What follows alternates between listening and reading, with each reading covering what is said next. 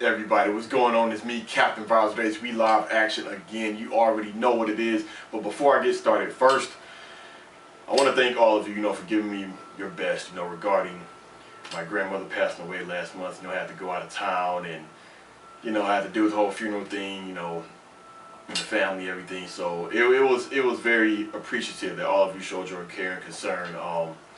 So with that, once I came back from out of town, I had to get things more grounded and situated. Basically life happened. I'm back steady level again. I'm doing good. I'm doing fine. Still working. Still got my health, etc. But I just want to thank all of you for all your concern. I really appreciate that. Showing much love. Now, of course, just because I haven't been able to review, that does not mean I wasn't keeping up with Bleach and what's been happening. So without further ado, let's get back into this reviewing. Because we live action, you already know what it is. Now, lately, before I get into Bleach chapter 629 titled The Gate of the Sun, I want to talk about just a little bit about the recent things that's been happening in Bleach lately, and to be honest, the past few chapters have not been nothing like jaw-dropping or amazing. First thing first, that's messed up the whole element of surprise that the whole group had. That's basically done and gone because they did not calculate in their strategy that this new world castle will be made. I think it's about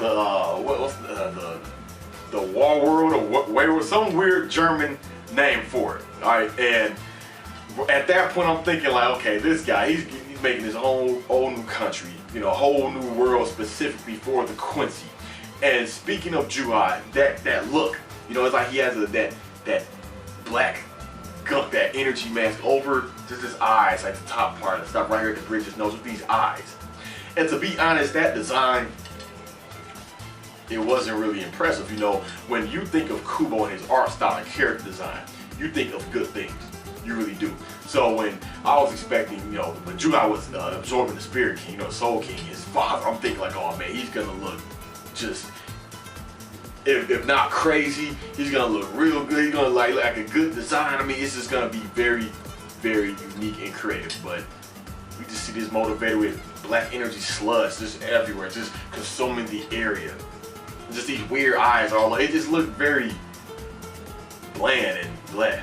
Now, I talked with Game on Cloud 9, and me and him, we were discussing the design and the things that's been going on with Bleach, and me and him did agree that we don't think this is his final ultimate design, but I was really expecting more. I mean, when you absorb the Soul King, you would think it'll be some type of drastic change. But then again, some will say, well, he wasn't gonna look that different because he is the son of the Soul King, So, I mean, the Soul King, he has humanoid features, even though his limbs are gone.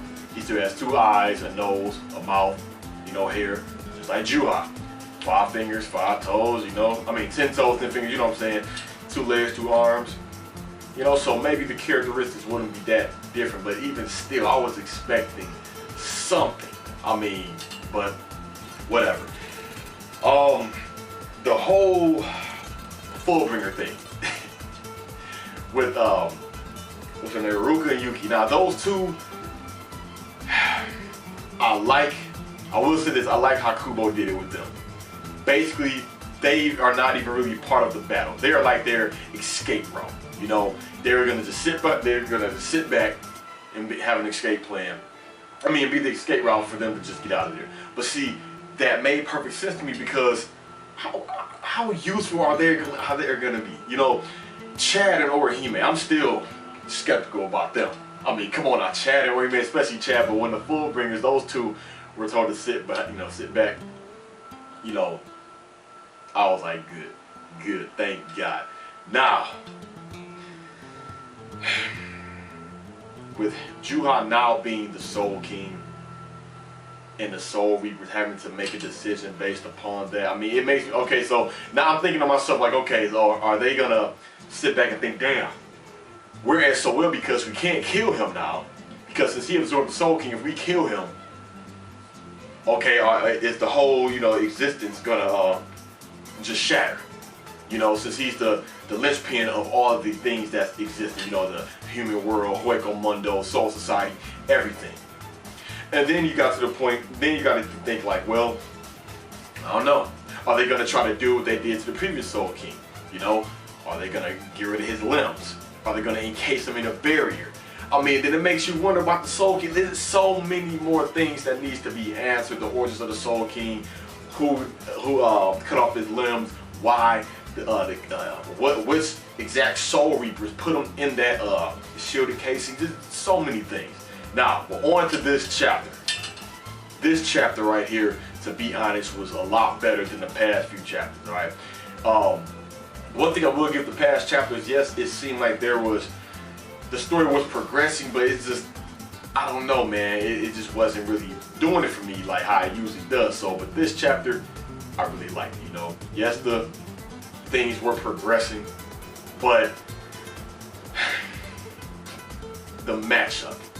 Yes, the matchup. We all know what I'm talking about. Mayuri and Kenpachi. Now, the funny thing is with Kenpachi, how the translations already, you know, they're dropping his kids off at the pool, taking a leak, taking a piss, whatever. But of course, this really confirms. I mean, a lot of you already knew, some never knew, some still wondered or questioned it. But this really confirms, yes, Soul Reapers can take a piss, or they have bowel movements. We've seen Soul Reapers cry, things like that, etc. So this really confirms it. But the rest of the team, they went on ahead.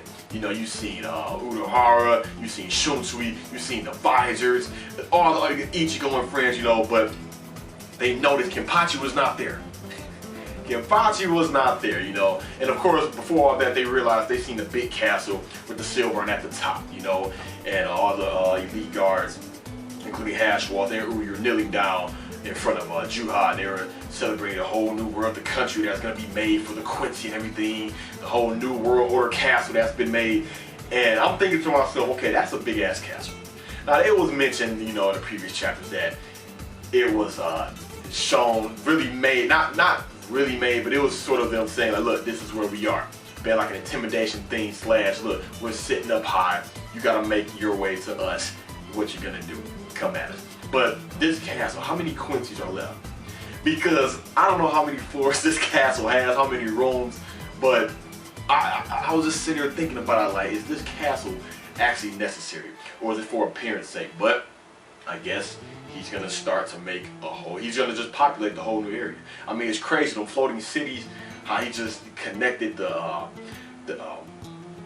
Quincy headquarters with the Quincy area with the Soul Palace, and just made that whole Quincy shape. You know, everything's just iced out. You know, he just fused everything together. And it's like, he's not even worried about his threats. You know, he's like, you know, normally an enemy will take care of the threat and then start that process. He didn't even do that. He's like, look, forget it. Y'all just gonna get caught in the mix.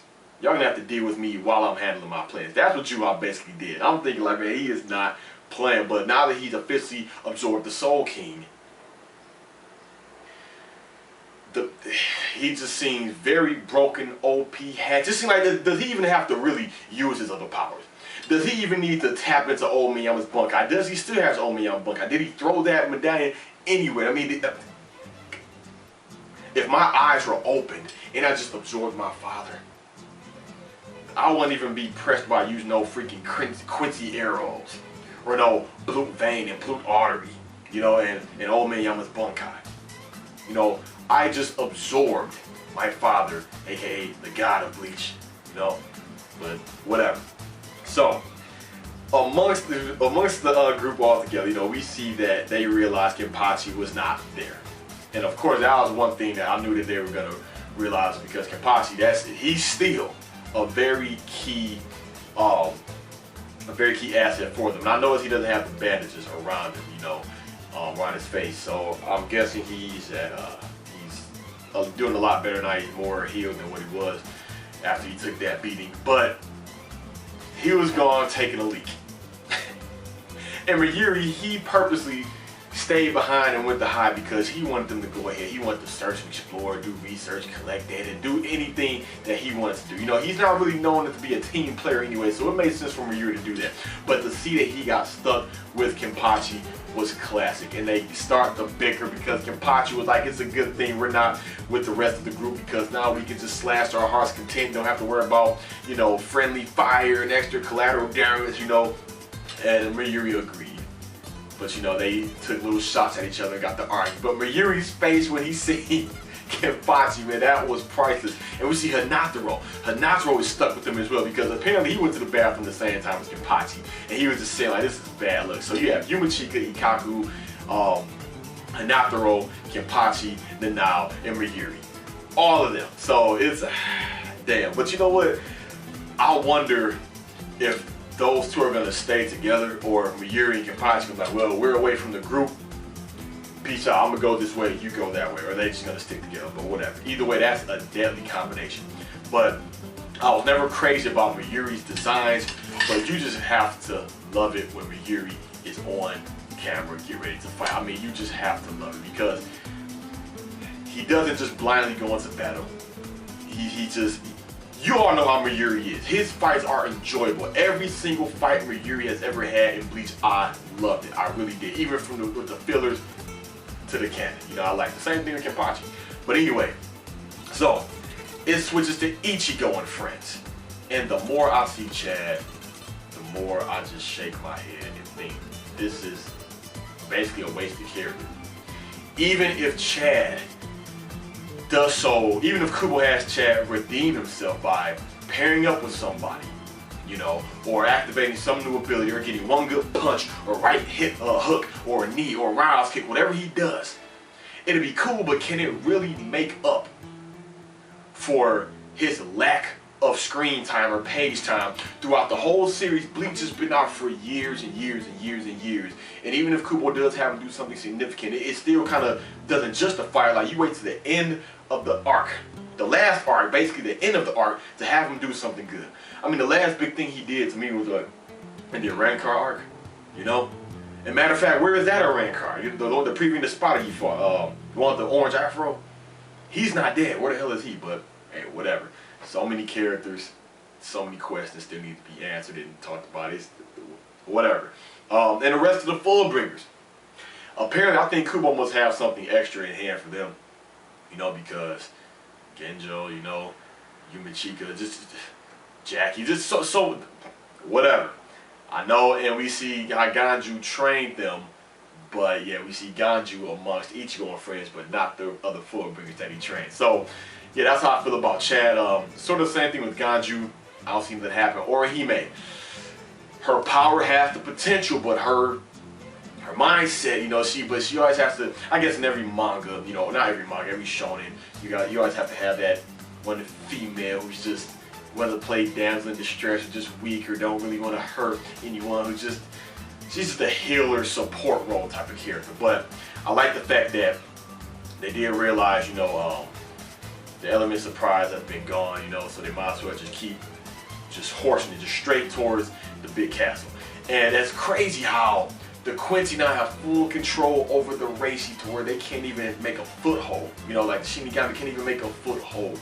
That is going to play a big role into how they navigate and into how they fight. But usually you don't see it too much in the fighting. I mean, you do when they're standing on air, but you notice how Ichigo, I like how he does it. He gets knocked through the air, he will grab on the air, you know, the spirit particles, you know, and whatnot, or get better footing. That I do like. You don't really see that a lot from other characters, but amongst all the other characters, you will see him standing in the air, like Grimjaw and Ichigo's second fight, hell, even the third fight, hell, even the first fight, but yeah. Now, I like the fact that Grimjaw, he went ahead and said, look, if we're all closer together, you know, we just be like even one bigger target. We need to spread out, and I'm sorry, damn, Nail, yes, Nail, have a damn brain fart. Nail, she goes ahead to try to tell Grimjaw, no, it's not a good idea, but Grimjaw, he says, what, are we holding hands now? And I like the fact that they are greeted by Askin Naklavar. I'm not really feeling his outfit design, nah, his ability though.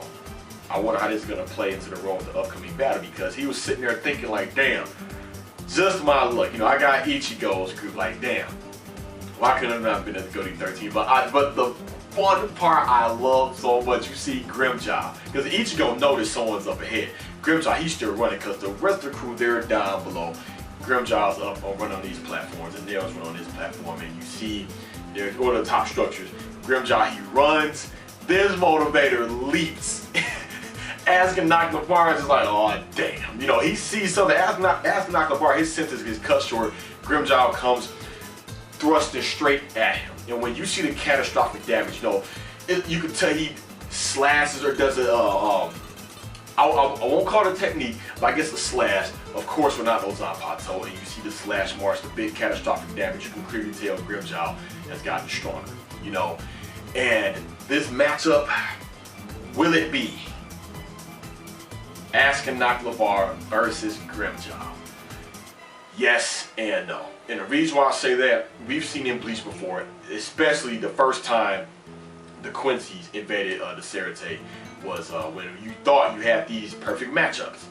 Like, okay, this person's gonna fight that person, this person's gonna fight that one. We always thought, you know, the Detroit Quincy, Colonel Sanders, we always thought he was gonna fight Shunsui. Then we thought Hashwoth was gonna fight Shunsui. We thought it was always gonna be a Basby versus Shinji, a Basby versus Grimmjow, all these type of things, and it just didn't happen. You know, there was first invasion, second invasion, all these type of things. Things happen. People get moved around. We never thought Byakuya would fight Na off panel, and then we never thought Basby would kill Na. So we never know. Just because Grimmjow went to attack, to initiate the attack with Asuka knocked LeVar, that does not mean the whole battle is going to be revolved around those two. You know, there are other characters, so they may jump into the mix because these Quincy's are still outnumbered. You know, you have Elite Guards, Hashwoth, Uryu, and Juha. That's 7. 7 with the remainder of the Gode 13, Vizers, and Ichigo and friends. So they're still outnumbered, but that just goes to show how heavily powered the enemy is. Because there's more good guys than there are bad guys, and it's going to take that much more numbers to even equal or overcome the amount of numbers, that little amount of numbers, you know, that the Quincy have. So, right here, I do like this, because I forgot all about this. How they show Basby, and then, you know, the rest, and they are sitting there above the silver, you know, they're looking, and they mentioned the Gate of the Sun. They showed the Gate of the Sun. Last time the Gate of the Sun was shown, to my knowledge, was when they showed the Star Knights walking towards it. You know, they all had on their cloaks, their hoods with the symbol on the back. They were walking towards it, you know. It's like it was just transporting them to the Serite. But Basby, Giselle, Lynette, they actually think they're going to do something. You're not going to get their revenge on Hashwoth and Juha. They must not know Juha did what he did as far as fusing with the Soul King. I mean, even in their final holy form, I do not see them being a threat to Hashwoth or any of those elites, especially Juha. You know, and I do like how they actually strayed away from the group. They're not just sticking together with, you know, the Gode 13 or trying to find Ichigo and Fred. They know, don't three stuck to their principles. Like, look, we're gonna get revenge. We've been screwed over. Let's go to Juha, you know, get our revenge. But I know, out of them 3, one of them are gonna die. I'm calling it now. One of those 3 are going to die. Hell, maybe we could see a Basby versus Grimmjow. I mean, they're all in the same area technically, but it's just crazy, man. But overall, I did like this chapter a lot better than the last one. But as far as someone's asked me about Juha's defeat, yes, this is looking like another thing where it will not be a one-on-one where it's Ichigo and Juha. It could be, but I doubt it. You know, maybe it'll take a group effort to weaken him somehow. Then the others will get defeated or laid out, and then it'll just be up to Ichigo and Juha. It's just gonna be them 2 just left, and they're gonna have to duke it out one-on-one. Because even with Aizen sealing Aizen, you know, it was Urahara and Ichigo who did it. People say Urahara defeated Aizen, and then people say Ichigo. No, it was both of them. Urahara even confirmed it. He said, if you didn't weaken him, Ichigo, my Aikido wouldn't have activated. So it was like, me? No, you know, yeah, it was me. No, it was both of them. It wasn't Urahara, it was Ichigo. Get it right. So, with that, I think that may be the case. Or maybe it may be something similar to when they all jumped Momo when Aizen did his hypnosis. You know, this person does this person does that, that person does this. But Kenpachi, hopefully he does something very, very effective in battle. I mean, he's still this powerful. Shikai not even mastered. Bunkai not even achieved, and even if he was to achieve Bunkai, he still has to master it. Same thing like it was displayed with Rukia. She did her Bunkai. Hey, Byakuya even said, look, you just learned it. You haven't even practiced with it or tried to maintain. You know, you're still a rookie at it. So Kenpachi still has that power. But overall, elites, I think a big role of Juha's defeat will be a part of Uryu's doing, because Uryu drunk the blood. You know, he's a success. He's the insignia of A. Juha said, you know, you have potential to surpass me. You know, there's something special about you. You survived the holy selection, all these type of things. I think Uryu will have a big role to play in Juha's defeat.